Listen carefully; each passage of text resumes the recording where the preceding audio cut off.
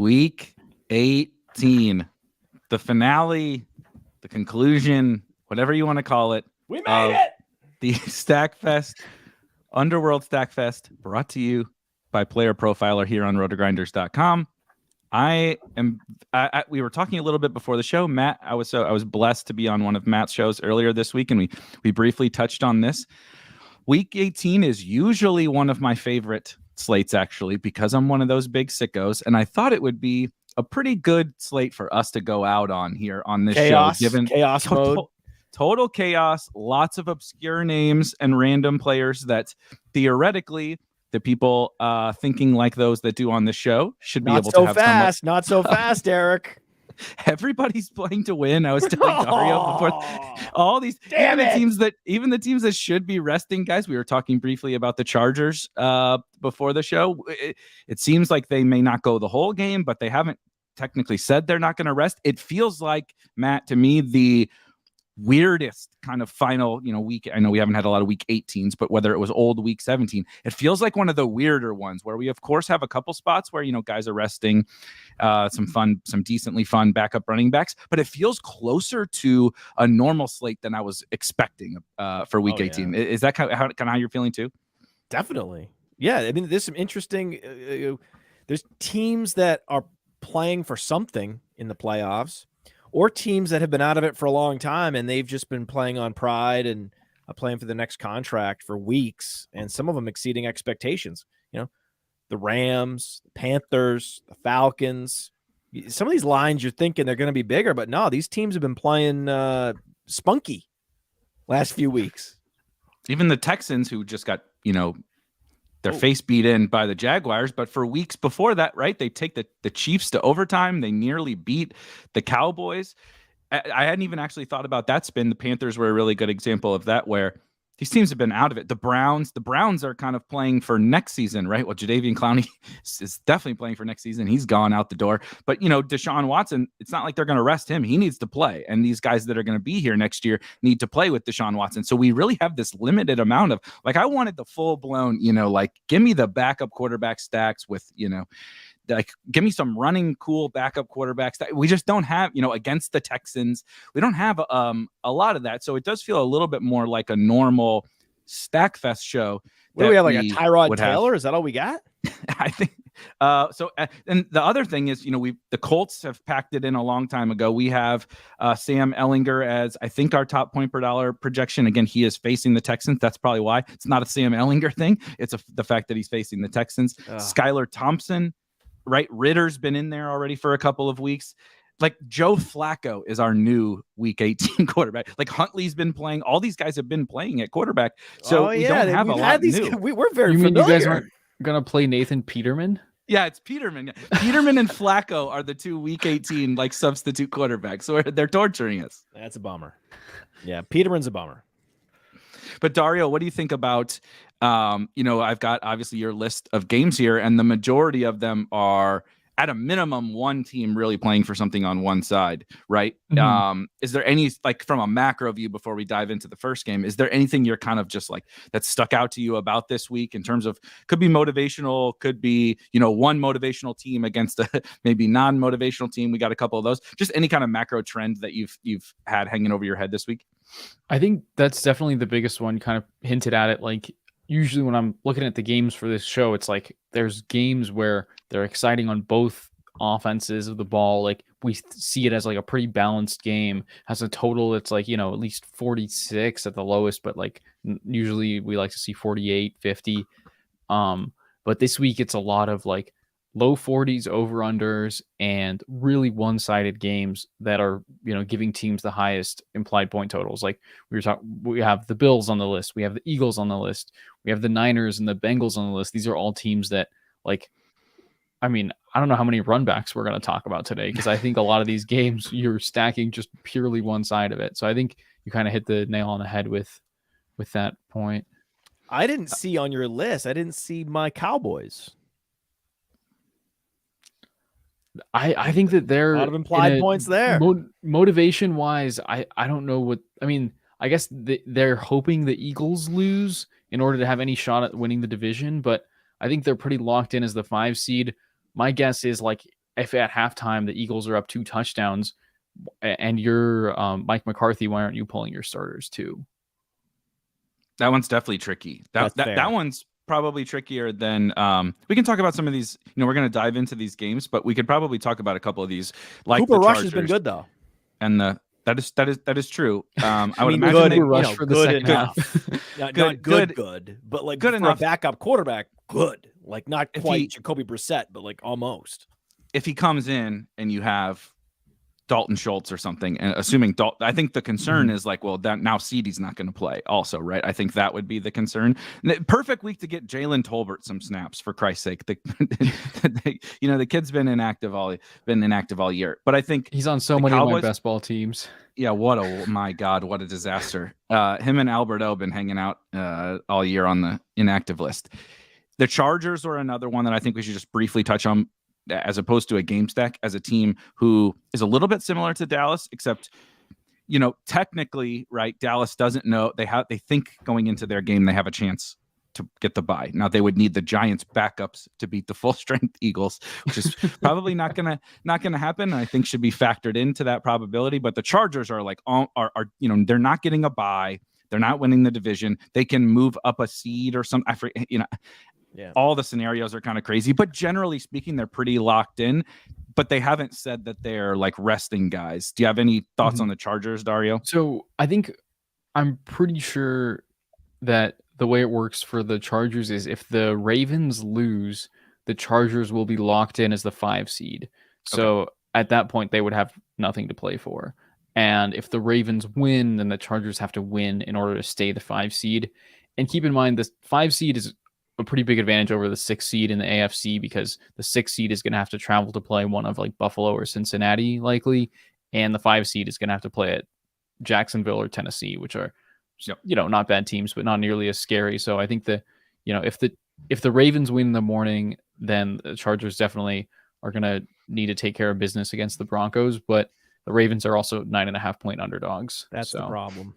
Yeah, Lamar's out again. For anybody this is why the Cowboys and the Chargers are sort of similar teams. It'd be nice if one of these teams had a backup player, not the technical starter, who is also super productive no matter what, whether he's starting or whether he's in more of a breather back role.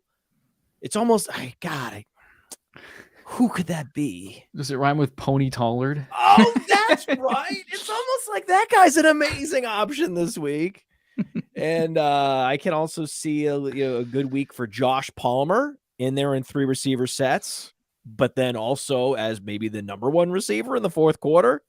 So there's a couple of guys like that from these games I think could be interesting. Stacking, a little more dangerous. Yeah, my concern with Pollard would be he's still coming back from an injury, and like, why rush him in there? They have Malik Davis, who they've been using to rotate in as a 3rd back. So I think who's also better than Zeke. We found out a couple weeks ago.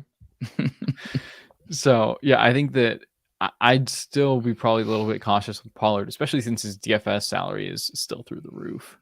Yeah. Is there someone else on Dallas you think Schultz you'd use? I like the Chargers stuff a little bit more because it's one of those things where as you're heading into your, let's say either you have afternoons, maybe you're playing the afternoon only slate, or you're playing, you have afternoon slots available in your lineups to play around with. You'll know like what to do with the Chargers, right? They may still even start Herbert and co, but once it's locked in, you'll be like a quarter, at worst a half. And then, like you said, Josh Palmer's already going to be out there with the ones a decent amount anyway. And then you can get him, as the lead wide receiver for a whole half or 3 quarters, or they could just bench all these guys for all we know. You'll know. I don't think they can bench Palmer, because then they wouldn't have enough receivers. No, I mean, they're starters. It could be like Justin Herbert could be he's the answer. Yeah, I think so too. I think so too. I was gonna say maybe Josh Kelley, but they'd probably Roundtree was getting some touches last week then too, and it's like, I don't even know that we need to go there because we do have some other backs. But I just wanted to touch on some of these spots that are like awkward, I guess is the right word, right? They're like, yeah, I mean, like on paper, you see the Cowboys favored by 7. You're like, all right, let's load them up.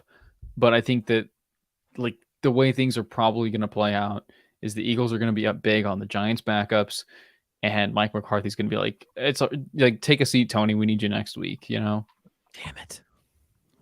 One before we move on to the actual games we want to talk about, I wanted to ask you guys about this game because I don't have a specific like super strong take, but what about the Bucks in terms of this similar situation? Now, they also have not said like, oh, we're full out resting everybody, but what they have done historically is Brady comes out with the ones, plays like maybe 2 series, and then goes and sits down. I think that's just kind of how Brady likes to play it, right? It's not a coaching thing.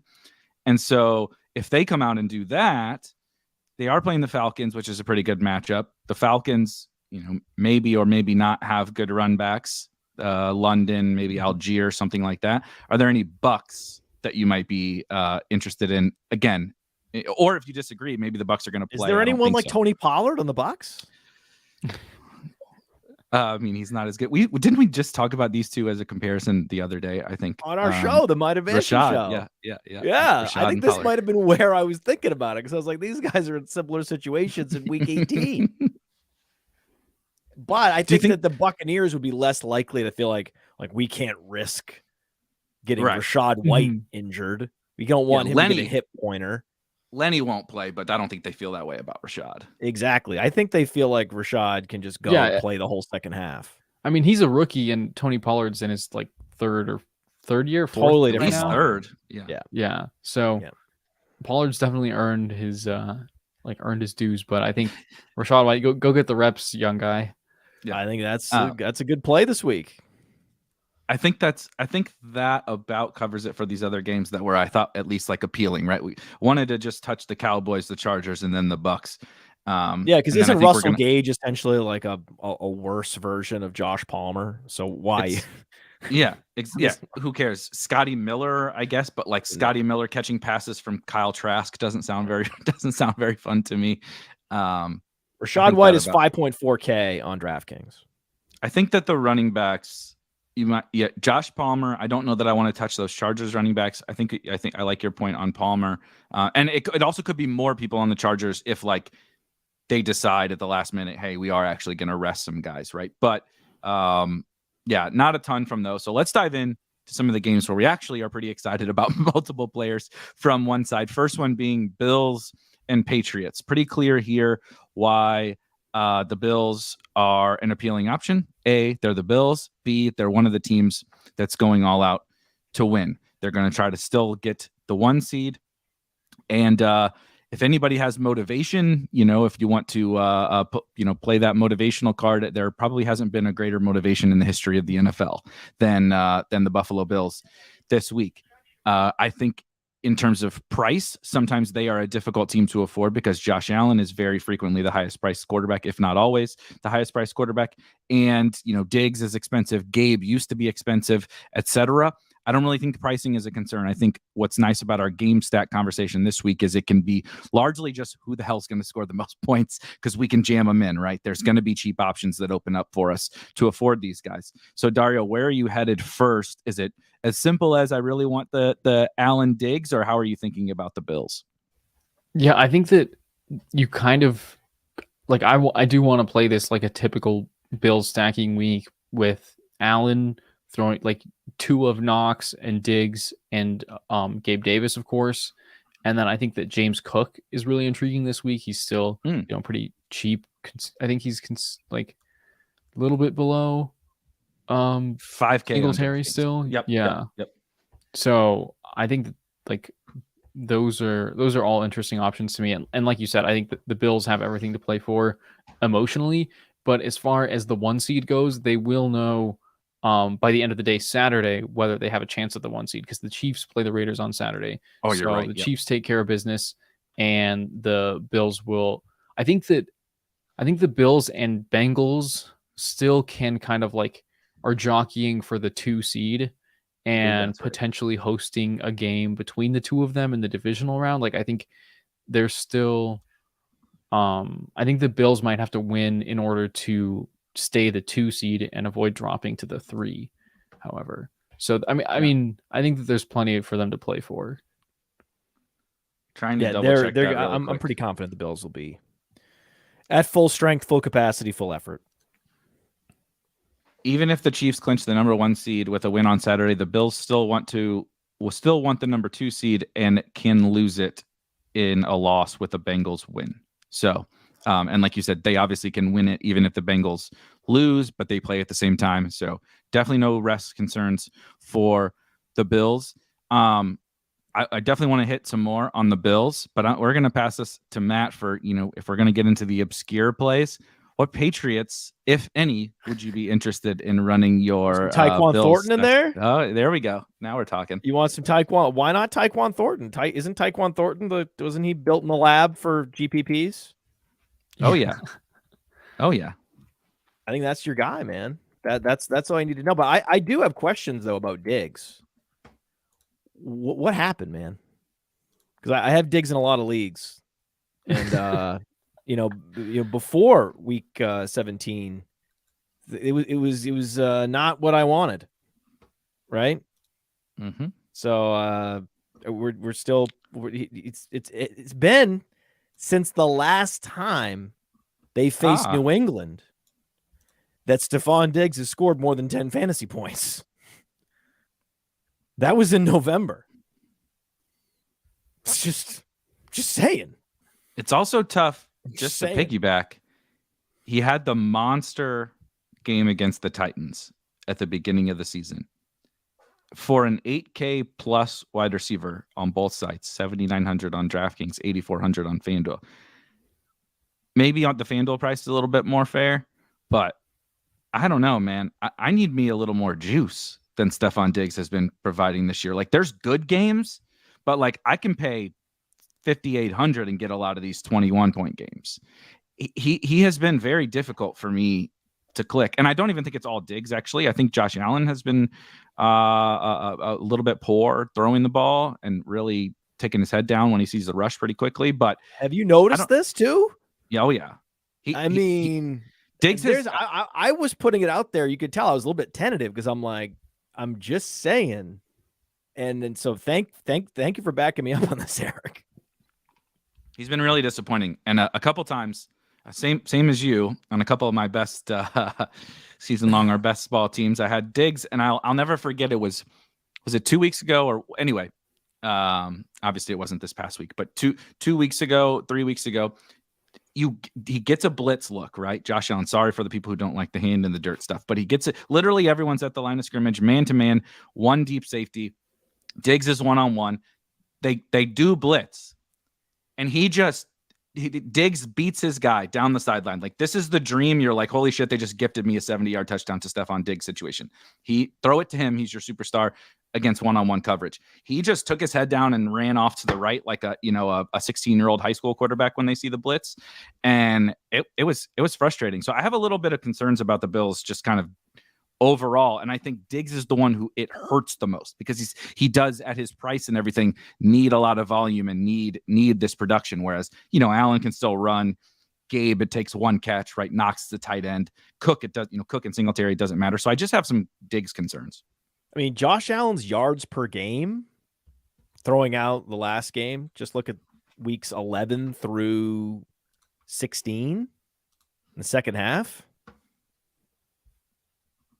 He's averaging like 210 yards a game throwing the ball. It's weird. It's not great. I'm just saying, guys. I'm just saying. Something's Dario, not right. We need a counterpoint to what no, yeah, Dario, I think it's Are you gonna cape up for your man here, Josh Allen? I think that Josh Allen, he'll get you there with the rushing stuff, like Eric said. I don't think you need to be too afraid of playing Josh Allen in that sense. But I think probably, I'm still inclined to play him with Diggs. I think they've had some throws this year where you can tell that their connection is just on another level. But I think you guys are also the fact that the Patriots and Belichick do like to, lock down your top guy and all that stuff. I think that it's probably play a little bit less of a Diggs week, but he's still the best receiver in this offense, no doubt. So I think that you probably if you're stacking Josh Allen, you're not going to be like, I'm ignoring Diggs this week. Yeah, because it's not like anybody. It's not like Diggs started struggling because, right? It's like Thielen was the number one for the Vikings, and then Justin Jefferson arrived, and it was like, oh, buddy, there's a new sheriff in town. There's not a new sheriff in town. It's just nobody's eating. Like none of the wide receivers. No one but Dawson Knox is consistently producing the last 3 weeks. And it's not like there's a lack of target consolidation. It's not like they've been getting Shakir involved or anything like that. It's what we wanted. It's exactly what we wanted. Diggs and Davis, what we wanted. And Allen's not throwing for 400 yards a game like he was in the first half of the season. It's just not. It's not it. He had some injuries. He had a shoulder injury, an elbow injury. Remember, he was hour to hour at one point. Oh yeah. So, I mean, something's going on, man. Something mental is going on. Something physical becomes mental, becomes physical, becomes fantasy relevant. Jesus. Yes, that is technically true. This is what's going on. So I'm not saying you don't play him. I'm saying exposure dialed down on the stack. Yes, Thornton is a great run back. He's 3.3K. It's great. I mean, he's coming off an 8-target game. It's beautiful. It's exactly what you want in tournaments. They're winding down. I mean, they're getting ready to ship all these guys to hell. You know that. Bourne, Parker, Aguilar. They're putting them all in some kind of command capsule, and they're going to shoot them off to the moon when this season's over. They can't wait to just have a brand new wide receiver room next year. If I were them, I'd be like, oh my God. Right. I'm like counting down the hours. Yeah, Thornton's route participation has been really encouraging the last 2 weeks. He's been on the field more than any receiver other than Jacoby Myers.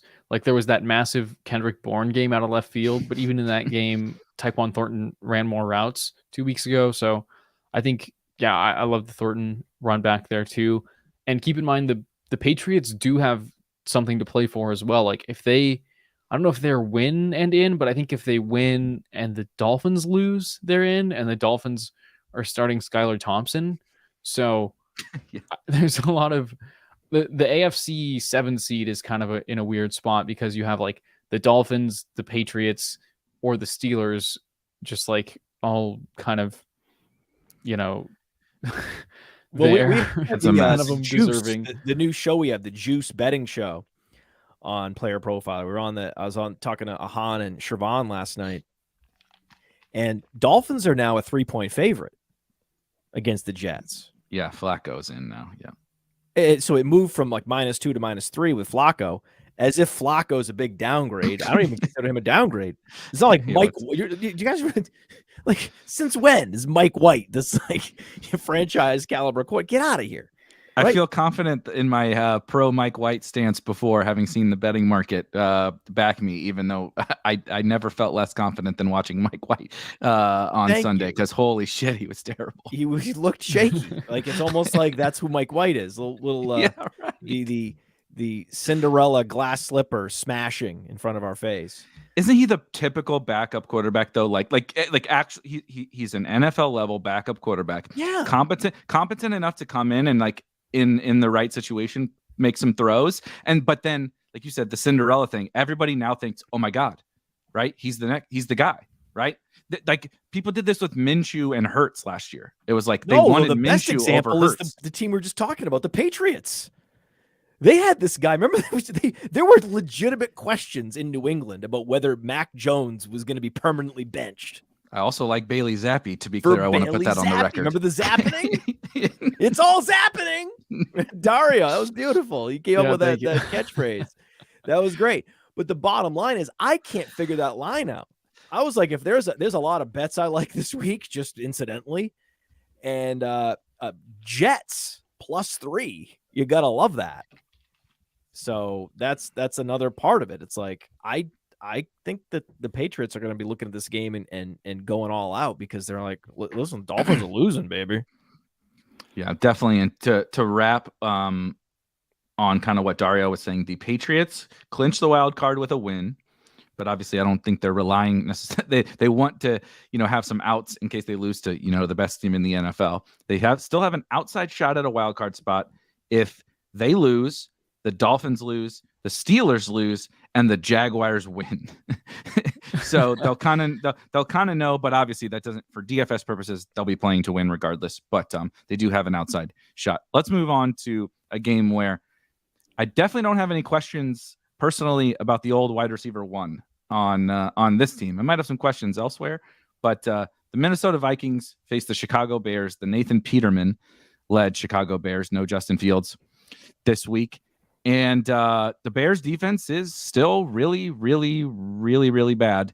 And the Vikings should pretty much name their score. Dario, do we have any concerns about the Vikings? And then if so, if not, kind of elaborate on what your Justin Jefferson thoughts are, Kirk Cousins, Dalvin Cook, etc. I'm pretty sure that the Vikings still have some roundabout weird way of can they get the 1 seed? I'm not. I think that I think that right they're definitely playing to win because the I'm pretty sure the Niners are in the late window, and the Niners winning or losing will affect the Vikings seeding.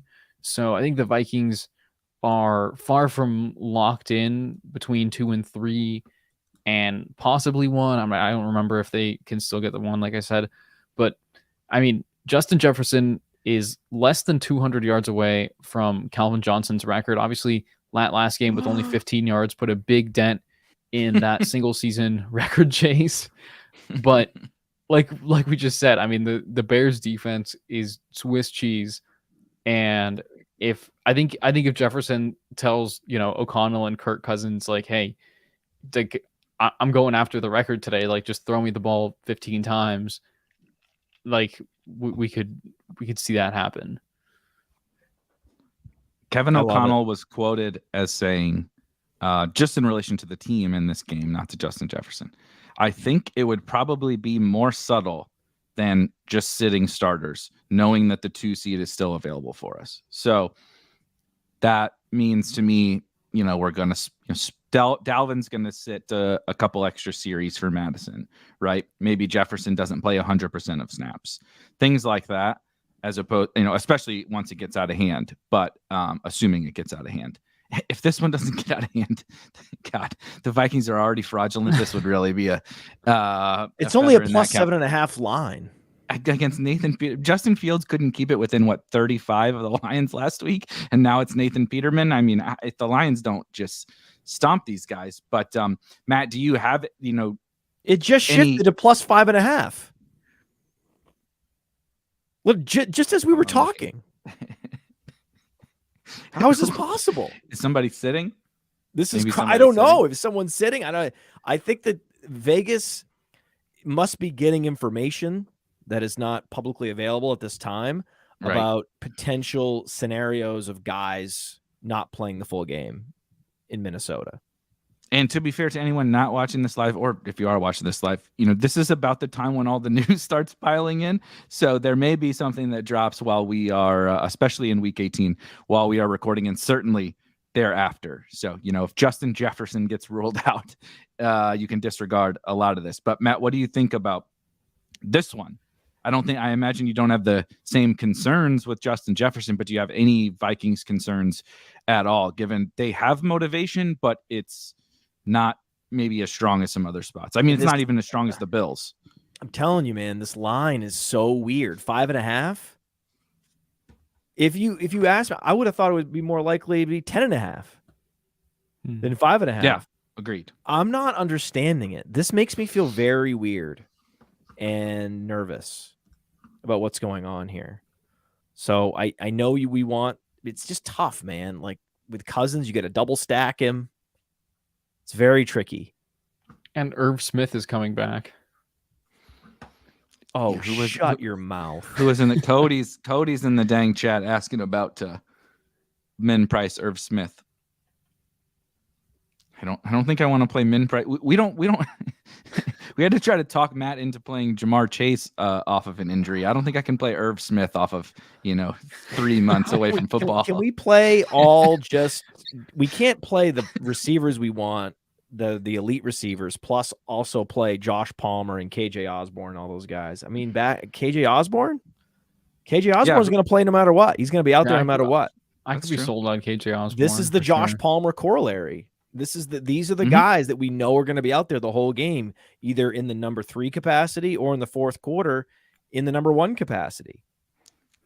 Yeah, he caught the most garbage time touchdowns last week. It was beautiful. He was on my best ball team. I had a god awful week 17. That was like the blown positive shining moment. KJ Osborne, totally useless touchdown. Here's the name that I was thinking about when we were talking these garbage time guys.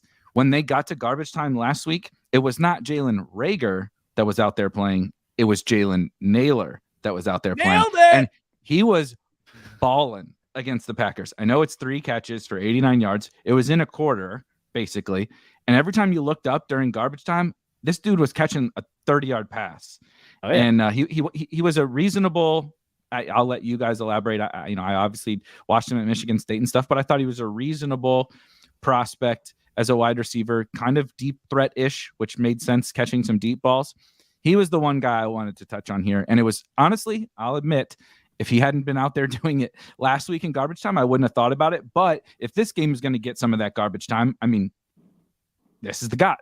He would be the guy that's out there too. So I don't know if we need to discuss Jalen Nailor in detail. 26% target share during the COVID year. Only 7 games that year. I mean, because of the COVID timeline when he was in college, he never played more than 9 games in a season. So he's a hard guy to scout. So whenever a guy like that gets drafted, you pay attention. Mm-hmm. It's like, okay, this guy wasn't that dominant, but that's okay. But when you recalibrate the games he played, his dominator rating on Player Profiler was 62nd percentile. That's pretty good, right? He's got great burst. He's comparable to guys like Sterling Shepard, right? Guys that are, small, not necessarily burners, but have been productive in college. That's the Sterling Shepard archetype that he fits in. So yeah, absolutely 90 yards on 5 catches. Very, very understandable and expected if he's in there for at least 3 quarters. But I don't think that's going to happen, right? I think it would be nice if we just knew if the NFL cared about fantasy and betting as they should, then there would be all these policies about announcing all this information well in advance. That's the polite thing to do, but they're not going to do any of this, right? They're just going to keep everybody in the dark, and we're not going to know. It would also be better for the players. Like, yes, you go out and you say, look, Tom is playing 2 series, or Tom is not, I'm Tom Brady, right? This whole, maybe he'll play 1, maybe he'll play the first half. I don't know. It's like, yes, you do. And there's no reason.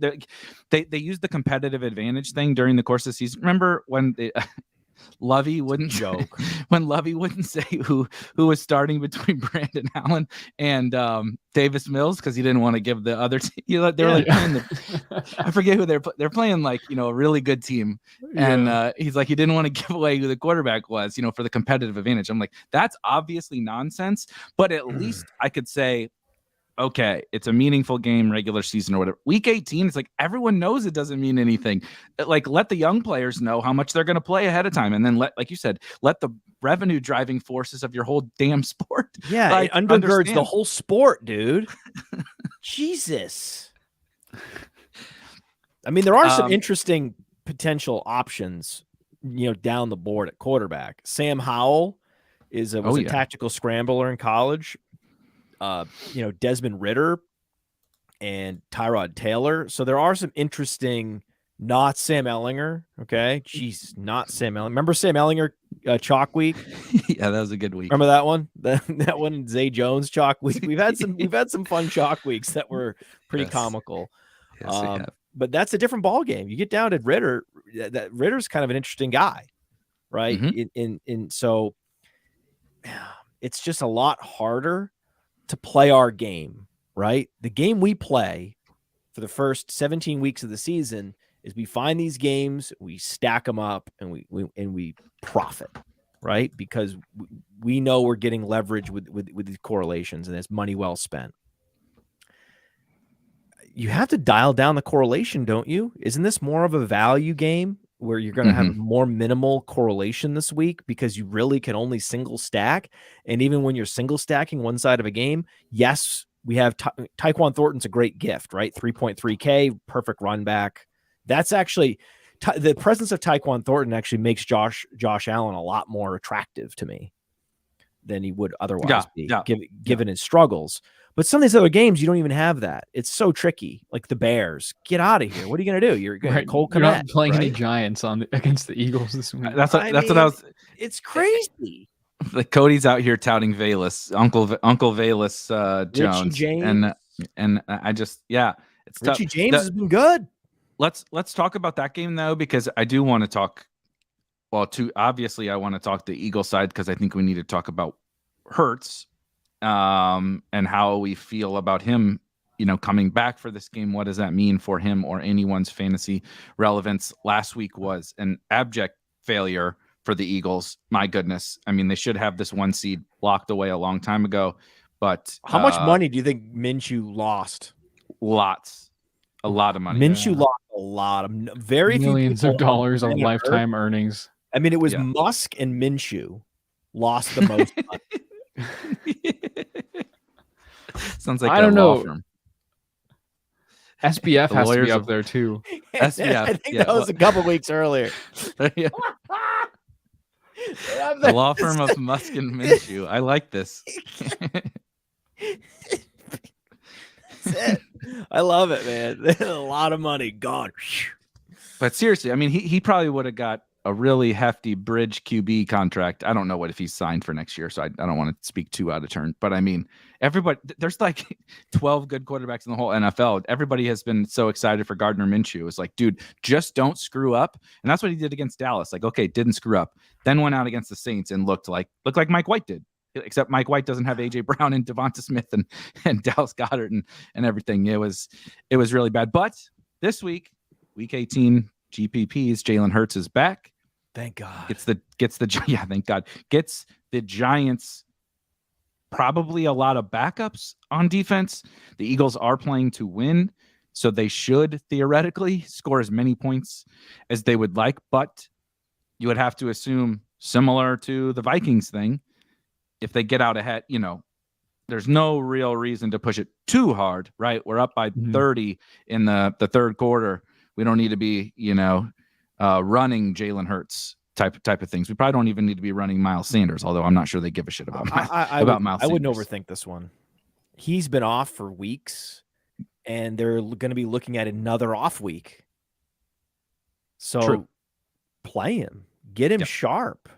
Get him all the stats he can. Get Devontae Smith like the franchise record for receptions. Get it all. Go after it all, man. I love this. I love this situation. Run it back with Richie James. So that's what I was going to ask. So this is in the afternoon. This is in the afternoon window. I agree with you on Hurts. Question for both of you: Hurts or Josh Allen? Ignoring the stack, Hurts or Josh Allen this week? Who do you prefer? Similar ownership. They're similar. I'm going Hurts for all the reasons we talked about earlier. I prefer Hurts this week. I'm gonna say Allen just because of the emotional situation. I think the Bills have like if he has a 5 touchdown game, I don't think anyone would be surprised. All right, checkmate, Dario. You win. That is checkmate. There's nothing. There's not an argument you can make, at least not in public, against. I have no retorts. Against that. I think it is really tough though. The thing that I like, you mentioned Tyquan Thornton. I wanted to get into the Giants because they are going to be resting, quote unquote, several key starters, whatever that means. I mean, I assume Daniel Jones and Saquon, but they really don't have any other key. Wait a second. Oh my God. Wait, are you saying Is Richie James a key starter? I think so. That's what I was going to ask. Are Richie James, Darius Slayton, are they keys? Is Isaiah Hodgins a key? What's a key? We're going to get Kenny Galladay in garbage time of week 8. He's going to be out there finally playing. This is exactly what I had to think about when I was projecting week 18, guys. So I was like looking at the Giants receiver room, like, are these guys key starters? Like, what's going to happen here? Like, I mean, they can't, are they just going to play like 3 tight end formations all game? Right. Like, it's, 27-year-old Middle Tennessee State retread, been out of the league 7 different times for 7 different teams. Richie James is now a key player. I love him. I love him. He had like a 1,600-yard season in college. I love Richie James, but I'm just saying, this is weird. I mean, take away the name and look at these box scores. 7 targets, 7 catches, 76 yards, and a touchdown. 12 targets, 8 catches, 90 yards. 5 targets, 4 catches, 42. 9.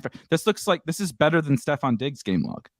This looks like a key. This looks like a key starter to me. Is this not a key starter? Hodgins is too. Then pull up Hodgins too. Hodgins is like the same. Hodgins, not quite as much juice, but the guy's still doing it every single week. 4 for 42 and a touchdown. 8 for 89 and a touchdown. 4 for 37. 4 for 38 and a touchdown. 5 for 44 and a touchdown. It's like, and they signed him off the Bills practice squad in season this year, right? Like, so is there a clear, not a talent level of Tyquan Thornton, but I think there could be something here on the Giants. You could also, if Saquon sits, is it going to be Breida? Or are they going to play Gary Brightwell? It's been a little bit. I think it's probably going to be a split between the two of them. So there's probably not a ton of excitement around either. I mean, they are probably, I would say, more inclined to protect Breida since he's like legitimately their backup to Saquon, and they have also very literally fragile. Nothing to play for. But yeah, I think I'd probably, I mean, roll the. It's the difference in salary that makes me hesitate to say, oh, you might as well just like play Brightwell or Breida as opposed to the receivers, because at least with the receivers, like, you can play Galladay or Marcus Johnson for literally. Marcus Johnson actually had played a lot more snaps, ran a lot more routes than Galladay last week. It might be Marcus Johnson. And Marcus Johnson, it was weird. I think he was sort of in that Isaiah Hodgins role where seemed like he was getting elevated and running a lot more routes, and then that kind of just disappeared. He, like, I guess he fell out of the favor of the coaches really quickly mid-season. But hasn't he been like a week 17, week 18 guy for like the last 5 years? Right, on the Colts. I feel like this is his job, is to light it up. I kind of think so too. In week 18. Isn't this why he was created? It's kind of like a guy who we don't need to talk much about, but they have a tight end, Tanner Hudson, on the Giants, who has been a preseason DFS god forever, because he's always just good enough to compete for one of those last roster spots, but he's a receiving type option, so that he's out there for 3 quarters, right, in these meaningless preseason games. That's what Marcus Johnson kind of feels like at wide receiver to me. So I'm not going to say. So Marcus Johnson had a stretch in Indianapolis where he had 120 receiving yards in 3 out of 4 weeks. He also had a 158-yard week and a 117-yard week in there. He's got a bunch of 100-yard games. Yeah, and he's sorry, that was Galladay. Oh, but Marcus Johnson has one. I was like, a bunch. Oh no, that's terrible! I went all this whole season without making one of those kind of blunders. Oh, I couldn't make it through week 18 without an egregious mistake. Fun fact: guess how many 100-yard games Marcus Johnson has? I bet he has more than 2. Dario, I was just looking at the same thing as Matt was saying. I think I saw 2 or 3. 3, yeah, he said 3. He also, we're gonna get real fun. It's week 18. Why not? The very first team that Marcus Johnson played for in the NFL, week 18 opponent, Philadelphia Eagles. Revenge. He is the week 18 archetype of a wide receiver, and this team cut him after his rookie season, and he's bounced around the league ever since. Now he gets a chance to pay it back to him on the Giants. Wow. Yep. He was an go. Eagle? Tyron Taylor does throw a nice deep ball. He was an Eagle. He actually got to play in the first game of his rookie season. I'm learning a lot today on this show, guys. How old is he? 20. He's my God. Fascinating guy. Yeah, he is. He's okay. At least I knew he had multiple 100-yard games. Yeah, 3. 3. That's good. Good for him. He's the Stone Min. But let's go, Marcus Johnson.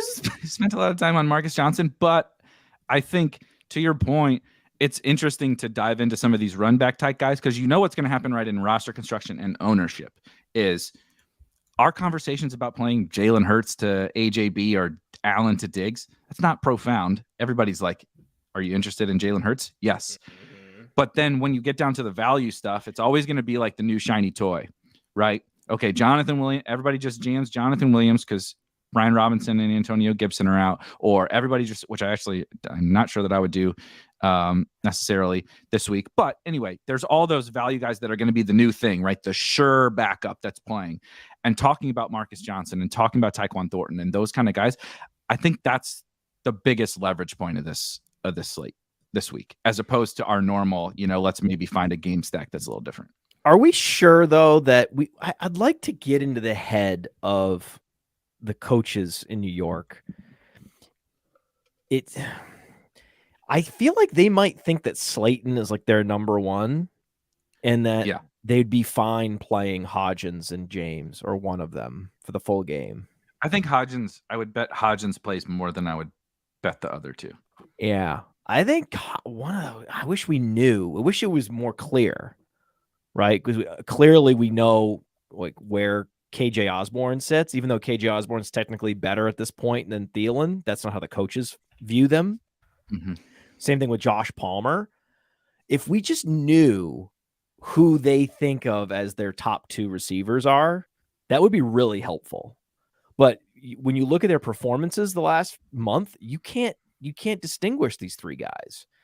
Slayton's top of the depth chart, the official depth chart, so you really can't play him. Between Hodgins and James, it's a real riddle. Mm-hmm. Yeah, it's like Hodgins has played slightly more snaps over the last 5 weeks, but James has seen more targets in the same stretch. So it's like I almost think that they might play James. My first instinct, my gut told me James was a great run back. I don't think I'm off it. I think it's one thing is, so Richie James plays mostly in the slot, correct? Whereas Hodgins is a big more of an outside, slow like guy 6'4", on the outside. Yeah. And red zone type guy. Do they have another? I mean, I'm sure they have a guy who can play there, but that also can. Kenny Golladay can play out there. Yeah, Kenny Golladay. That's the big question, Eric. That's the big question we've been asking ourselves for years. Can Kenny Golladay play the Hodgins role? This is what people were debating all offseason when they were drafting Kenny Golladay in the 11th round or whatever. Like, can he step in and fill in for Isaiah Hodgins? This conversation is making my head hurt with Marcus Johnson. It's really tricky, man. It is really tricky, but I think there's juice to squeeze from this group. It's just I don't know if we'll be able to figure out where the juice is, right? But I think that there's something here because the Giants are going to hang a huge number. Tyrod is not good, but it's not Skylar Thompson or something like that. Like I feel confident, if somebody gets open, Tyrod can get him the ball. And so I think all those guys are pretty interesting. I know we just left it wide open for the viewers. You guys decide. Well, question for Dario here. Well, listen, man, this is why you tune into the Stack Fest because we who are the fringe run backs that you need to be thinking about? Mm-hmm. Tyrod, cash viable, right? I think so. I mean, they're going to be chasing points. He's not as cheap as some of the as like a Howell or Flacco, but it's not. But I'm really that big a difference. Yeah, exactly. And I mean, I think that it comes down to like how long the Eagles starters are in the game, right? If the Eagles' good defensive players are off the field for like most or all of the second half, and Tyrod gets like easily to, 250 and 2 touchdowns in total garbage time, I think that's like kind of looking up for him. Yeah. Good call. All right, let's talk about out of our 2.5 games left. Let's definitely talk about the one where we know for certain both teams are playing to win. We have the full starters, except Lamar Jackson is not playing. The other side of the unfortunate Monday night game, the Bengals come in and not the same level of necessarily emotional, energy that they'll be bringing, but they're playing for a whole lot here in this game. That 2 seed is right there for the taking. I think they're really peaking to me. The Bengals are a really exciting team. We've kind of talked about them for a while. 2 months ago or something, Matt talked about their O-line really starting to gel, right? Chase comes back. They hit the ground running. Hayden Hurst is back. Joe Mixon came back from his injury. The defense is, slowly getting healthier. Everything is really coming together. Matt and I talked about Eli Apple the other day, and somehow this guy's turned into a competent football player. Everything's really coming together for the Bengals. They feel like Joe Burrow feels like this almost like lock and load. I don't know that he can do what Hurts and Allen can do, but every single week, and particularly this week, Burrow just feels like this dude who I feel really confident is going to go out and put up a good score. What does that mean? Does that mean 24? Does that mean 35? I don't know, but I'm not worried about them pulling him, in the third quarter up by 21. But I'm just excited about the Bengals, not so much excited about the Ravens. But Dario, how do you feel about Bengals Ravens here? Sans Lamar. Yeah, I agree with you. I think that, when I set out these games and I looked at all 5 of these offenses, because these are, like I said, really just one-sided stacking games. I think the Bengals are the most exciting one to play. They, are effectively coming off a bye week, and I think that their emotional driving purpose right now is not quite the same as the Bills, but they kind of got the short end of the stick from the way the NFL accommodated all this bye week seeding nonsense, because basically the Ravens were told if you're a half a game behind, we'll give you a coin toss to see who gets home field. But the Bengals could finish a half a game out of the 1 seed, and they're not getting a coin toss for the 1 seed. So, I mean, some of the stuff coming out of their locker room today, and the way, like you guys said, the way that team has just been playing for the last month and a half, the defense is insanely good. Joe Burrow's dialed in. I think this is by far the offense that I'm most excited to stack this week. What do you think, Matt? Well, my question is, who do you run it back with, as usual?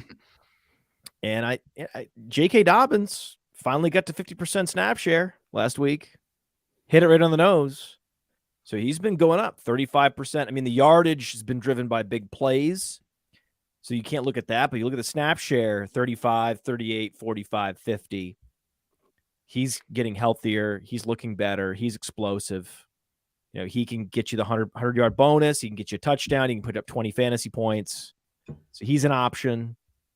Demarcus Robinson. I mean, you can't find guys that are going to – Demarcus Robinson has this fringy maybe path to 15 fantasy points.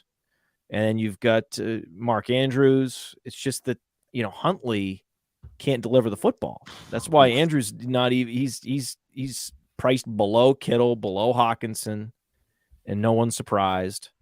Though he went 9 for 9 last week. That's probably best case scenario, 22 fantasy points without a touchdown. Yeah, he got to 100 yards without a touch, or 100 yards, 19 points, no touchdown. I think that for me, it's still Andrews because the targets are a lot flukier with Demarcus Robinson. And like you said, Mark Andrews is no longer right with Kelsey, where playing him is just a huge salary burden, and you're going to have to work around it. It's sure he's a more expensive tight end, but he's no longer prohibitively expensive. And I think he's going to get those looks. I mean, he's got at least 5 targets every week since week 8. And most of those games, it's at least 7 targets. So I think he's going to get those looks from Huntley. Whether he's able to turn that into a good game for you, it's not Well, yeah, for sure. You're going to be, in terms of run backs, you're probably going to be 70% on Andrews, maybe 30% on Dobbins. There was no receivers are usable, right? I don't Yeah, think so. I think not so. This week, because of the week 18 element. There's gonna be guys, right? We haven't talked about a ton of them, but like there's gonna be guys that pop up that are 3K or whatever. The benefit of Demarcus Robinson on a normal slate is that there aren't those guys, right? The punts are like really bad fourth wide receivers on teams. But so yeah, you and get the this wide thing is, receiver though, one. they don't have anyone that you're excited about. They don't Right. have anyone who's interesting, right? Like Jalen Naylor. If they had a And even Jalen if they did, Naylor, we would have a Tyler Huntley's conversation. throwing the ball. It's freaking Sammy Watkins. It's Deshaun Jackson getting their 2 targets for 19 yards. Andy Isabella. Get the hell out of here. Okay, now we're talking. Let's talk about Andy Isabella. No, I'm kidding. I did. Oh man, I will never forget the amount of Andy Isabella was like the Jalen Tolbert of a few years ago in fantasy football, where I drafted so much of him and literally was not even active most game days, and then finally got on special teams, and then everybody got hurt, and he finally caught one long touchdown, and that was like the most fun I've ever had on a Monday Night Football game. Yay! So shout out to Andy. It's all these washed up losers on the Ravens, right? Demarcus Robinson, Sammy Watkins, Deshaun Jackson, and Andy Isabella. Like, crazy. what are we doing? It's crazy. I mean, also it's like even a Demarcus Robinson. I'll pull out the Red Zone channel will come up, and I'm like, oh, interesting. Let's see what the Ravens can do.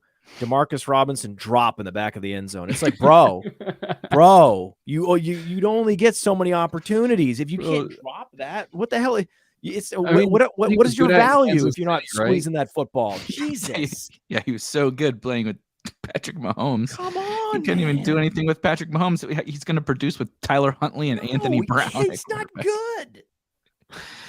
So I think some of these plays where it's like, listen, at least with a Jalen Naylor, what I'm saying is he could be pretty good, right? And you get a low salary, good player, good team, good situation. You don't play Demarcus Robinson or any circumstances because he's not good. And we know that the quarterback is not a volume quarterback. So it's the way he gets there is such a fringy set of scenarios. No, man. So it's just Andrews. Man, given how much I think the level of certainty we have with this particular game and this particular stack, the Burrow stacks, it's almost like Andrews would be with this. It's so few options at tight end that you can rely on, right? We talked about, Schultz and how that's fringy, and Everett, we don't have certainty. And now Hawkinson has Herb Smith and down the board. You could look up and your most owned player in your portfolio is actually Andrews. Mm-hmm. That's interesting.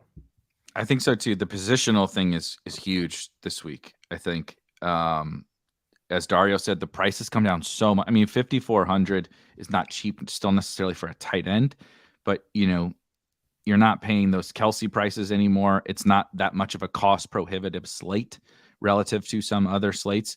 And again, 5,400. I mean, we've been talking about the likes of Kittle and Hawkinson for weeks, and they've been around that price, right? And so I don't see why you can't play Mark Andrews at the same price we've been playing, say, like that George ton Kittle. Of him. Yeah. The other thing I was going to say is we don't have a lot to glean from the first matchup of these two teams this year, because that was I believe it was the Phantom T doesn't play game, whether he got hurt in warm-ups or whatever it was. And then if I recall, they basically just like doubled Chase all game and said, okay, Trenton Irwin, go for it. Although Trenton Irwin apparently not quite as bad at football as everybody thought.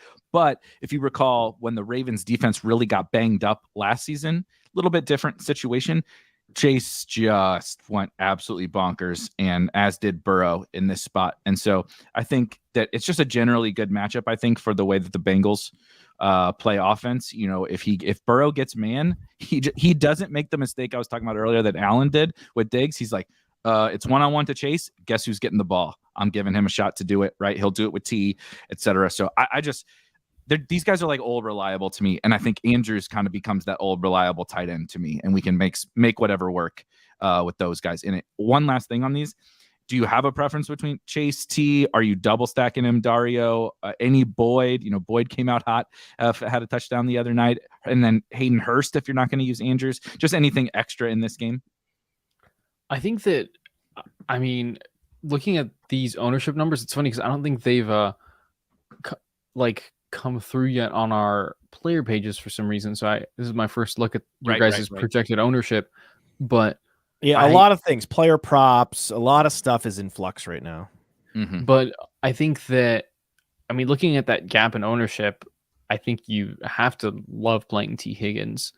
And then, like you said, Hayden Hurst, I think he had 2 catches in the first 10 minutes of that Monday night game.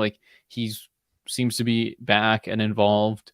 So I think that it's all go on the Bengals weapons. You can double or even triple stack Burrow with 2 or 3 of those guys as you see fit, as you can, jam into a lineup accordingly. Anything else, Matt, in this one? I agree with Dario. Higgins, baby. Higgins, and don't forget, Higgins, Andrews, skinny stacks elsewhere. Yep. That's why that when I was doing the math in my head, that's why I was like, well, we're also going to have a lot of Andrews skinny stacks. So that means it the way it shakes out, you're going to be maximum sort of exposed to Andrews this week. Here's a quick another little fun stat. Maybe not quite as fun as how many 100-yard games as Marcus Johnson had in his career. Total passing yards for Joe Burrow against the Ravens last season. Oh, it was like 1,000. Almost 1,000. Nice. I remember that. Almost 1,000. In the second game was the one. The first game I'm pulling. I was pulling up the box scores and I'm like, it was only 403. I'm like, I felt like it was more like only 403 is like a bad thing. And then you pull up the second one and you see. Hold on, that just closed on me. And you see 525 yards and four touchdowns. With it was actually T in the second one that went for 12 for 194 and 2 touchdowns in that game. Chase had a very disappointing 7 for 125.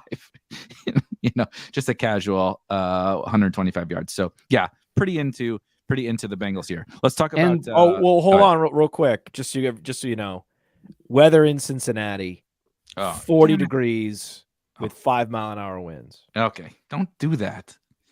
No, I just want to make sure everybody knows. This game is a smash. There's nothing to hold you back here, and I'm to the point where there's so much uncertainty with all these other stacks.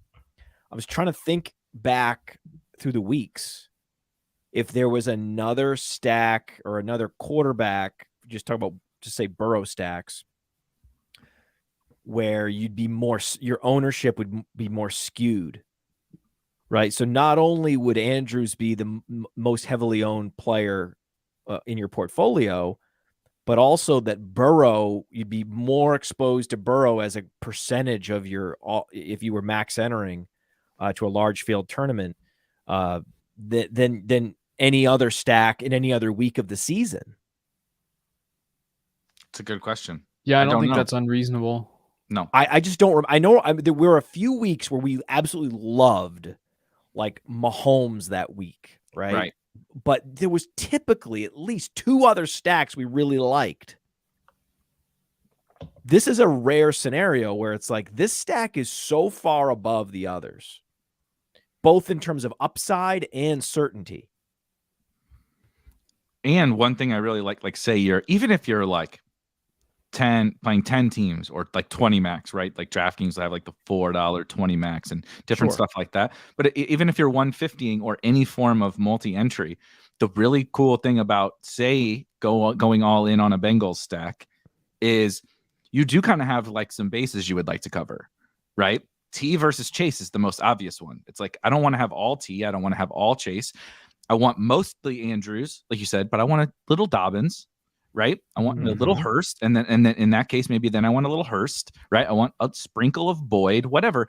There's a few different. So I really like that, and then we can mix in all these no pun intended with Mixon while we're talking about this. That's the second time you've done that. God damn it. We need this season to be over. But all those other, right? Let's get some Jefferson on that team. Let's get some Diggs and Tyquan on that team and those kinds of things, right? There's your Marcus Johnson or Richie James with Hurts or not Hurts with the AJ Brown or, there's a lot of fun things, but then you can really capture this game. I really like this. Yeah, they're a pretty clear stack to build around. I would agree. And I think one thing I want to point out too is the Bengals lost to the Ravens the first time they played each other this season. So it's not just like, oh, they have to win for playoff reasons. Like, this is a divisional rivalry. They could be seeing each other again next week. Like, the Bengals have every incentive to really hang a big number on the Ravens. So I think, all the more reason to fire away with this game. Good call. And our last game that we might talk about one more game after this, but the last one that is officially on both sites. These sites, man. My God, it's the end of the season. We don't have to change up the slate strategy on week 18. But Arizona travels to San Francisco. San Francisco, I don't know if Jared Stidham is just that good, or maybe he's just the Niners' kryptonite, because they just been laying the smackdown on everybody, and Stidham came in and just about took them out last week, almost full strength, no Debo, but it looks like Debo will be back this week. It looks like Elijah Mitchell will also be back this week, which is somewhat interesting. The Cardinals are, down in the dumps. I should look, I guess. Did it say, so Colt McCoy is out, or they're just not playing him and they're playing David Blau? I can't remember, but Rondale is out. DeAndre Hopkins is out. All these guys are out. Last week we saw Trey McBride pop up for a huge game on the Cardinals side, and quite a bit of targets for Hollywood Brown. So I think some of the run back talk will be at least mildly interesting. James Conner is also not going to play in this game. Tough matchup, but the Niners should score Dario about as many points as they want, and they got a lot of appealing guys. How do you feel about the Niners? Because they're one of those where we know they're going to score a bunch, or I believe we know they're going to score a bunch, but who are you favoring with, especially with Debo back? Yeah, I think Debo back makes it really interesting. And I think Elijah Mitchell back is underrated as well, because that at least caps Christian McCaffrey's percentage of the rushing game. I think that, it's hard not to trust Kittle right now, the way that he's been playing lately. And then Ayuk has also been putting on a clinic these last 6 weeks or so. So I think that it's still tough to read. I think probably Kittle the best, just because he operates in that area of the field. It's a little bit closer for Purdy, and I think that Kyle Shanahan is going to design, the plays that are able to get him there. But I do think that this is a game. I got to disagree. The splits with Debo and without Debo are pretty damning for Kittle. Yeah. So they're similar guys. They're yards after the catch monsters that operate short intermediate areas. Just like you said, areas of the field. The guy that's in a unique area is Ayuk. He's playing well with Purdy. And Debo's not really a threat to his area in his role. He's an X receiver. He's playing on the perimeter. Part of the thesis for having so much Andrews is that there is all these issues with all these other tight ends. But I would play more Kittle than Debo. First game back from injury like this, we don't like to play these guys. That's one of our rules. We don't like to play much of them. And Mitchell is back at the same time. So it's you could maybe, even if you ignored the injury, you could convince yourself, okay, Debo's back. He's 6K. Plus maybe he gets some of that rushing work. It's that running work is gone with Mitchell back, right? And you're not getting any of those, inside the red zone carries for Debo. Especially in this meaningless game. Yeah. I think that if anything, this is a preseason game for Debo, right? They're okay, go play, 3 or 5 drives and let us know how your it was a hamstring, right? How your hamstring or knee? And I don't remember. It was an ankle, you're right. Yeah. Ankle, because he went down and it looked like an ACL when he went down. And I was like, oh, I got 49ers futures over here. And Debo tears his ACL is what I was certain it was an ACL, and I was so mad. And then the next day they're like, "Oh yeah, we don't think it's that serious." I'm like, "He looked like he got shot on the field." But he did miss a bunch of games. Yeah, I can't believe that they get away with that. That's just just another thing that they do to basically offend the sensibilities of the people that are spending all the money around the sport. It's not serious. It's terrible. It's terrible for the player. You missed a month. What do you mean? What do you mean it's serious? Shut up.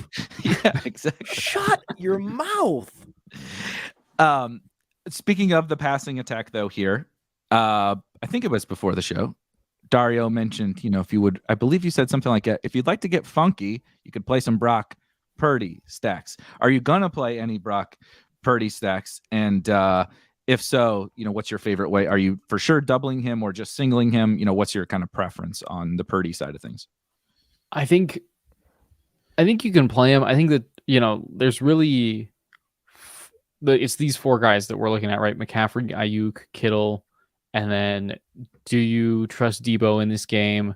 Mm-hmm. But I think you just kind of like pick two of those and roll the dice. McCaffrey's obviously the most expensive by a ton. So I think if you're taking him, it's going to be the hardest to work around. But I also think that, he's been so good. I can't stop thinking about the irony of, people drafting him behind Jonathan Taylor because of the injuries, and then Jonathan Taylor missing like 10 games this season. It's just like it's really bad karma, but also the Brock Purdy has negative rushing yards in as many games as he has positive rushing yards. Okay, Brock Purdy. That's because Brock Purdy's a winner and he kneels the ball down. He has a problem for fantasy football, and that he does not run, and that they are gonna. This is a running game script. So, again, all the more reason to just pound Burrow into the earth. I have a problem with quarterbacks who, in college, were not even good fantasy assets. Like if you played either college football, DFS, or college, like you play season long or something like that for college football, I can't get. This is a personal issue. I have a mental block. When you play for 5 years in the Big 12 and you can't ever like put up big passing numbers. I know the school he played for, they had Brees and stuff. They were a little bit more of a running team, David Montgomery, but I just can't wrap my right. There's guys throwing for, Kyler's throwing for like 5,000 yards and running for 1,000 yards in the Big 12. And Purdy is putting up, like Vanderbilt quarterback numbers in the, Zappy had 8,000 yards. Well, yeah, exactly. It's because Zappy's a god. We were blessed from the fantasy gods with Zappy. College football fantasy right there. Yes, exactly. He came from really tiny little school to Western Kentucky. But anyway, I just can't wrap. And Purdy, you kind of mentioned the rushing thing. Like he'll move a little bit when it's necessary, but he's not interested in running. I just play the guy. I think he's a distributor. He's like a younger, better version of Jimmy G. I don't know if it's better or worse, whatever, but he's just kind of like Jimmy G. And it's like we were never playing Jimmy G in DFS. Yeah. So let's just play Ayuk and Kittle. At least he's not getting Kittle injured with, by airballing slants. Jimmy G, the king of the hospital ball. Yeah, at least we don't have to watch that anymore. At least not that. I appreciate Purdy for that. It's interesting to try to find a good comp for Purdy. It's not that easy. It kind of reminds me of like he's on like a Davis Mills from last year type streak, which is I think a good comp for him. Mm-hmm. He could. Davis Mills had these weapons. Yeah, that's the thing. He has the best weapons in the NFL. Yeah, it's cool. It's fine. Yeah. It's fine. But we're going back to Burrow stacks, and then for skinny stacking purposes here, I think that you have Hollywood, which is a great option. He wants to finish the season strong, and so you have Hollywood Ayuk. You can have Hollywood. Do you think McCaffrey plays the whole game? I do not. No. Yeah, I don't think so. I don't even think Kittle's going to play the whole game. They do want to keep him healthy. He's very important. Yeah. So yeah, Ayuk would be the guy. I think Ayuk Brown stacks are very interesting in this game. Yeah, I think Dortch is viable too. He's had like 21 targets combined in the last 2 games or something like that. You and Dortch. Remember that? Oh man, I was thinking about you, Dario. I saw Dortch put up like 1.6 fantasy points on 10 targets or something. I thought of you because remember you're like, is this a Dortch week? And I was like, I don't know, Dario. He had 5.5 fantasy points. He was the stone man. Remember we were having this whole conversation? Oh, I remember. And then we did it all over again in week 17. Same thing. We're like going through all these guys, Richie James on down the board. Some of these guys dudded out hard because they didn't get targets or whatever it was, like Zacchaeus. Some of these guys got the targets. Like the thesis was correct. But the problem with being correct about Greg Dortch is sometimes it doesn't matter because he's Greg Dortch. I mean, you're ignoring the fact that he averaged, if you take his 2 prior games with where he was actually playing full time, he's averaging 100 yards in those 2 games. So I did take that into consideration. And then I went to Player Profiler and I find out this guy runs a 4.7 and he's 5'9". Yeah, and he's like 170 pounds. So I was like, I'm going to take this with a grain of salt this week. I'm going to play my Richie James. I will say, I think Dortch, and I prefer Hollywood. I think Trey McBride is in play again. I find it interesting. Oh yeah. That Trey McBride came to life last week. 10 targets, 7 for 78, and a touchdown. And he's only 3,300. Obviously, Zach Ertz ain't coming back through that door. I know the matchup is not great, but like, no offense to Hayden Hurst, they're like the same price. Like I'll take the Chase and Higgins side of the Bengals offense. Trey McBride, could be the highest scorer like he was last week for the Cardinals. Yeah, we got Knox, we got McBride, we got Goddard. Of course, Andrews. There's some. We got some options, right? But yeah, McBride. I could see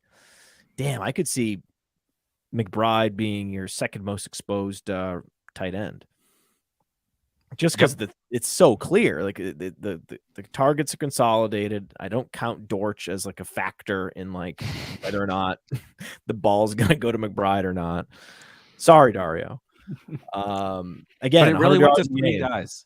It really went to 3 guys. It's consolidated. You love it. It's really consolidated between 3 guys. And David Blau is not, someone I'm excited about. Shout out to him for still being in the NFL. But I was impressed. Maybe there's your Purdy comp right there.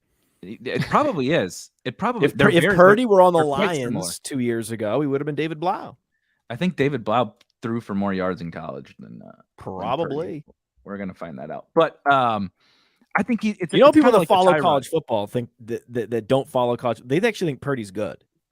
Oh yeah, dude. They actually think he's good. Their shit. Yeah, people are losing their minds. He's not good. Like, whoa. It's like the Minshew thing. It's like he's thing. It's all over again. He made a couple good throws. He's throwing to a goddamn Pro Bowl roster. My dad wanted them to bench Mac Jones for Bailey Zappi. Well, God bless your dad. And I was like, Dad, you're falling for it. He was talking about columnist X from the Boston Globe. I'm like, Dad, how many times? That is great. The running backs. There was one last thing I really like all those guys as bringbacks or skinny stacking partners, right? Dortch, Hollywood, McBride, but James Conner is also out. Now, this matchup is about as brutal as it gets for poor old Keontae Ingram and Corey Clement, but they are sub 5K running backs, and we know what James Conner was doing. I assume we're team Keontae here, but as you see on RotoGrinders, a little bit higher projection for Corey Clement. Dario, do you a Keontae guy or what? Well, Corey Clement played 42% of snaps last week, and Keontae played none. So that's what's driving their projections and mine. But I think that there's a chance that they do look at this as like, well, it's week 18. We should give the rookie a look because Corey Clement has been around the league. We know what he is. There's plenty of tape on Corey Clement, but plenty. Yeah, I don't know. He's a guy. 28 years old versus 21. 28 years old versus 21. Who do we need to play in week 17 or week 18? I agree. Play Ingram. So man, Dario, I'm with you, man. I mean, that really is cold water. We can't play Ingram then? I think it takes some know. cojones. I mean, it takes like, yeah, you'd have to have a lot of faith in Cliff Kingsbury, Oh, which damn it. It is That the just 49ers. makes it so much worse. yeah, exactly. Whenever you have athletic running backs that can catch, I get very excited. So, but I'm also, you can't play guys with 0 snaps. So I just, You can play them. They're just not going to score any. it's a bummer. They man. can't play is the difference. What a bummer, man. Come on, audition him. All right, Dicks. before we But no, I like Keontae. He was at USC while I was working for the team there my last year, and I think he looks good. But yeah, Hey, if he's not on the field. Looks like a What nice is that? guy. Yeah, he's very nice. Well, no, some of these guys, like, they scowl. Like, he has like he's a big smile in his headshot. That goes a long way, man. I'm like, okay, I like this guy. You know, like, all it takes is one headshot to win me headshot over. scouting coming to Yeah. Player Profiler next month. Matt has officially run out of the narrative-based side of things. You know, we did the Isaiah Pacheco. Well, he had 1 target this week. He had 2 targets the next week, and then he had 3 targets. So, what are you projecting him for? 4 targets. You know, now we're into the headshot analysis range of the season. That's how we decide between all these shitty 3K wide receivers that nobody wants to play. You're like, is he smiling in his headshot? Okay, boost up the exposure a few percent because he's a good person, you know?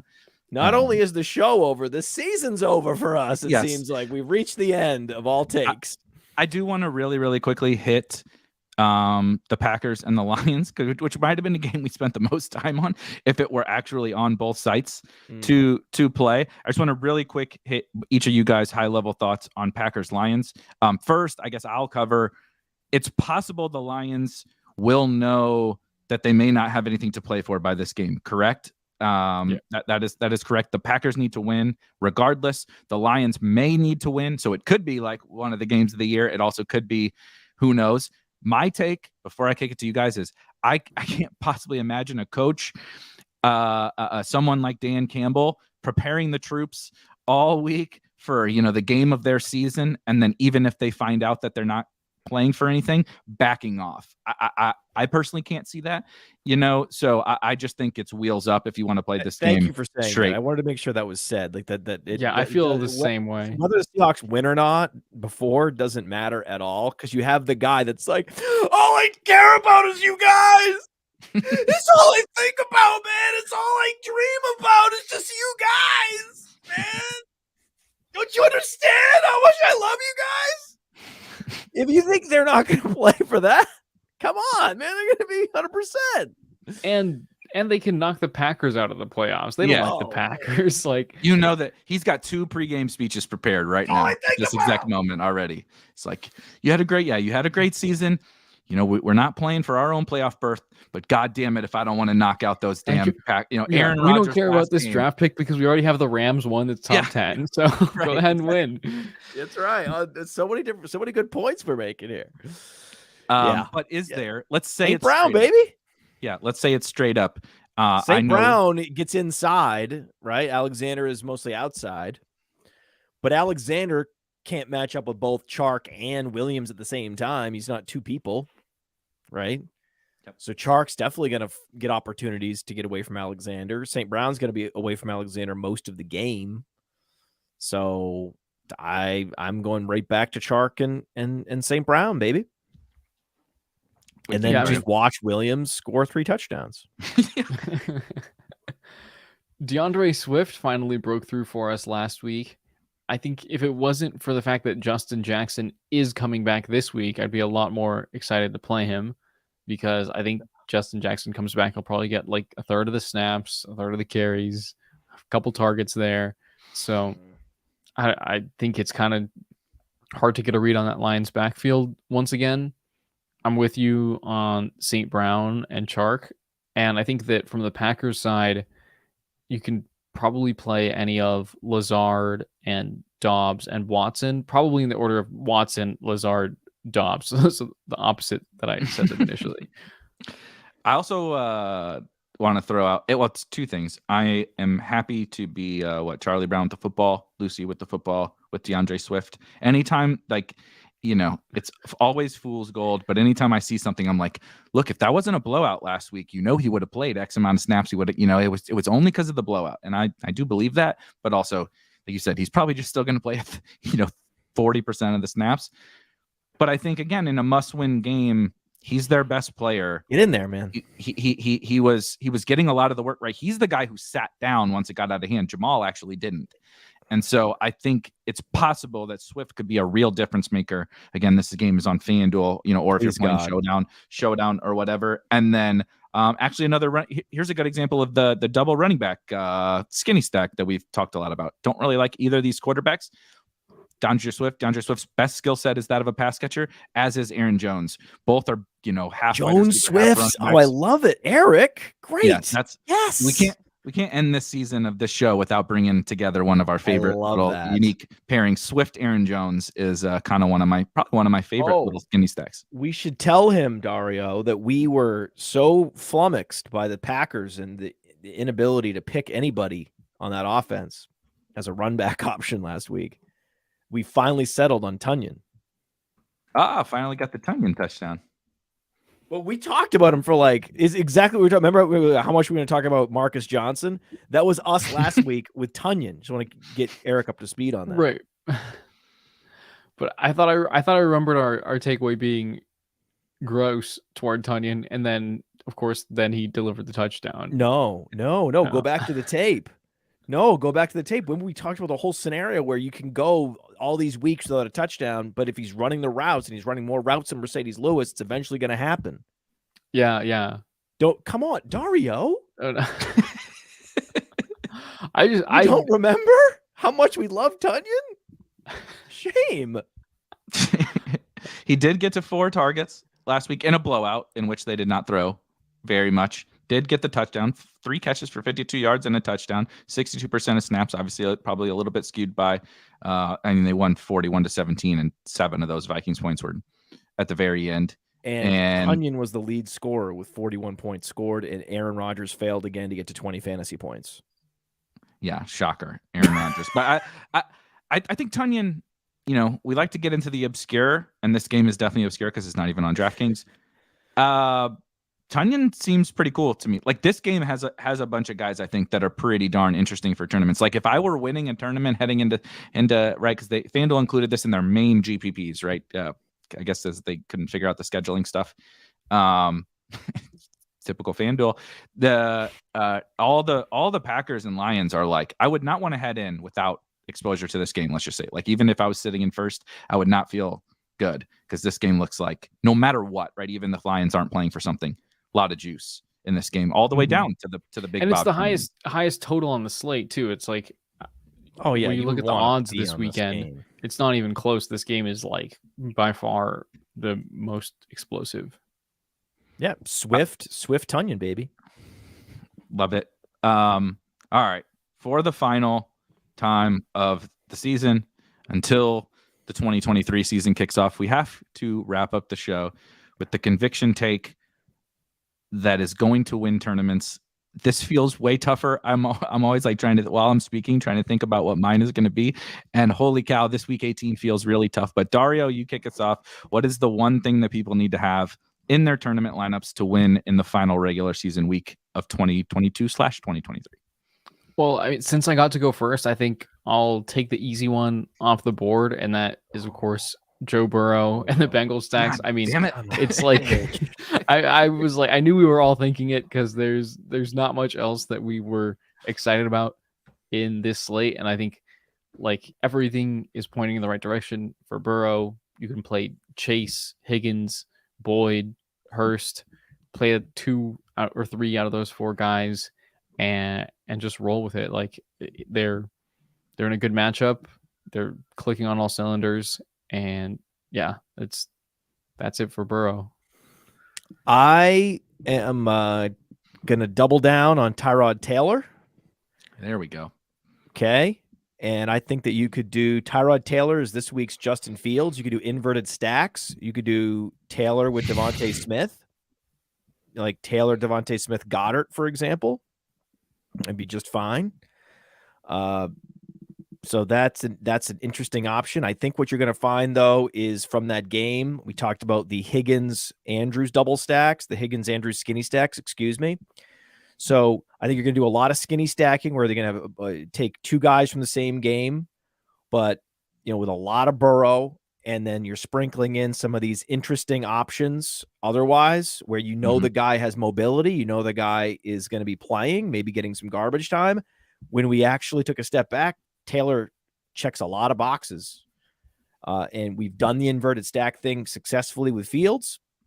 And so I would say you could easily see a lineup built with Taylor, Eagles receivers, and Andrews and Higgins.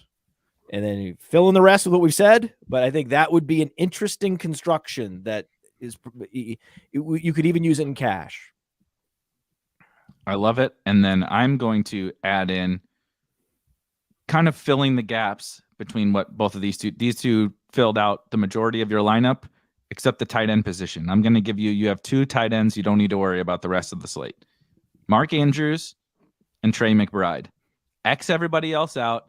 In the teams that don't have Andrews, maybe you don't have a run back to your Bengals stacks, or you play J.K. Dobbins at the running back spot. In your non-Andrews teams, you're rocking with Trey McBride. I really don't understand why he projects to be 2% owned, to be totally honest. You compare him with Niners guys. You can leave him a standalone tight end as well. But I think if you focus in at tight end there, you focus in on the stacks and the kind of skinny stacks that these two guys have put together, you're going to have a pretty damn good portfolio come week 18. Oh yeah. We've run a little long, but that's to be expected on the final week of the season. I personally have had a absolute pleasure working with you two and getting to know you two guys over the course of the entire season. We will not be back for the playoff rounds. I don't think we need to talk a lot of game stacks when there's only like two games on some of the slates, but we will be back next year, hopefully, to continue the show. And I hope you guys have had a little bit of fun, just like we have along the way. I'll let you guys just say goodbye if you would like to for the last time. Yeah, of course. It's likewise. It's been a blast, and I think this is definitely like every week. I know that after this show, I'll have a much better grasp of the slate, just talking it through with you guys and getting sharper. And yet, like you said, it's been a great time getting to know you guys, working with you guys. I mean, obviously, I know Matt fairly well, but the RotoGrinders and everything stuff. So it's been a good time. Thanks for having us. Thank you to Chris Gimino. Thank you to Steven and all the producers over at RotoGrinders. Dan Bach, excuse me. Dan Bach. This show is his idea. So yeah, really appreciate all of the support that RotoGrinders has showed us. Yeah, it's been a true pleasure. It's been a lot of fun. Erik is an amazing host. And I really appreciate Dario carrying me every week because it says analytics at the top, and he makes sure that we put the A+ in analytics. I love it. All right, guys, good luck in week 18, and the three of us will see you guys next season. See ya.